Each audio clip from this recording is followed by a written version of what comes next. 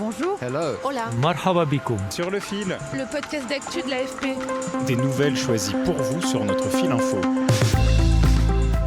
Est-ce que vous vous souvenez de la dernière fois où vous avez passé une soirée sans téléphone ? Pour la plupart d'entre nous, difficile de s'en souvenir, et pour les plus jeunes, ça n'est quasiment jamais arrivé.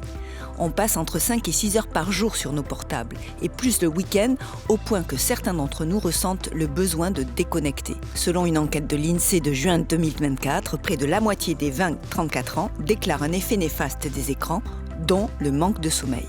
Alors pour répondre à ce besoin de vivre avec moins d'écran, vous pouvez passer une soirée offline club. Pendant 2 heures, pas de réseau, pas de notifications, mais jeux de société, bavardage avec des gens dans le monde réel. Inventé aux Pays-Bas en 2024 par 3 copains en quête de digital detox, le concept trouve son public un peu partout en Europe et ailleurs. Je vous emmène à Londres pour une soirée sans portable avec mes collègues du bureau de l'AFP, Caroline Taix et Yelim Lin.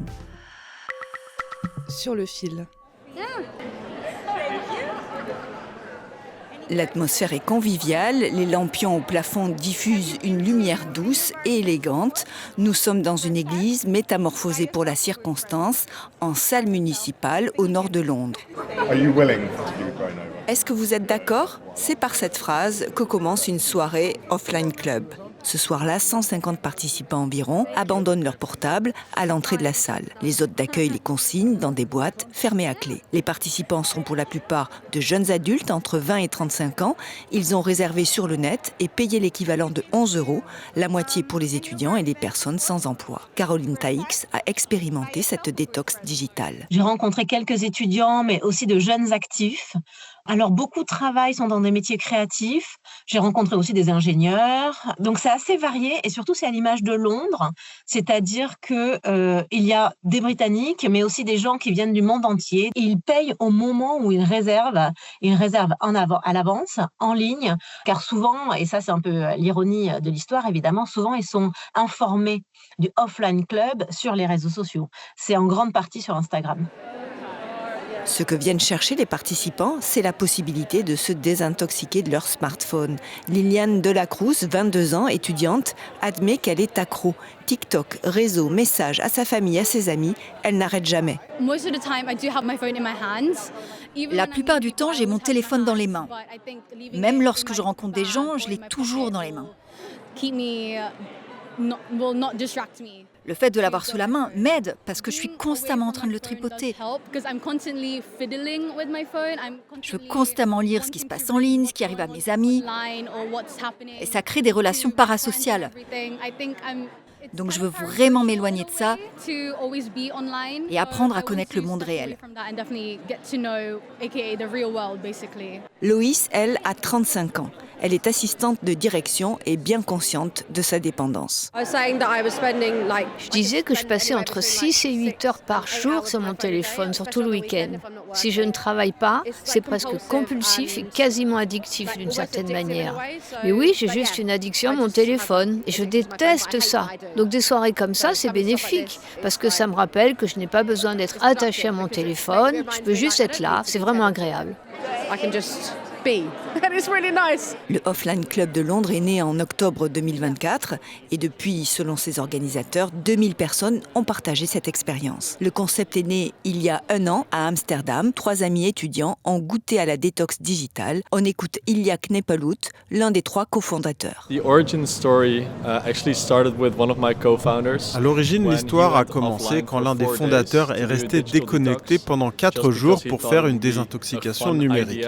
Simplement parce qu'il pensait que ce serait une idée amusante, une expérience. Et donc 4 jours coupés de tout, ça m'a semblé incroyable. Donc moi aussi je l'ai fait et j'ai ressenti beaucoup de bienfaits. Ça a été une vraie révélation. Je me sentais super calme, plus créatif.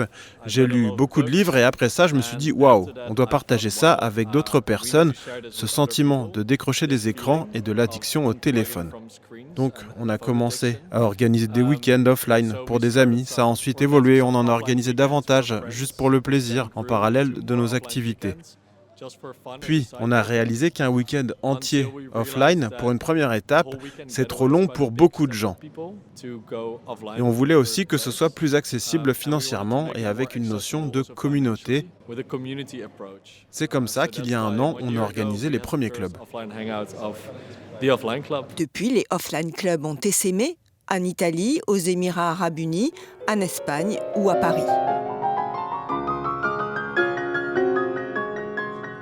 Avec toujours le même dispositif, la séance est divisée en 2 temps. D'abord, 1 heure pour se retrouver, comme disent les organisateurs. Chacun s'assoit dans des canapés disposés dans la salle ou bien autour de grandes tables. Les participants font silence.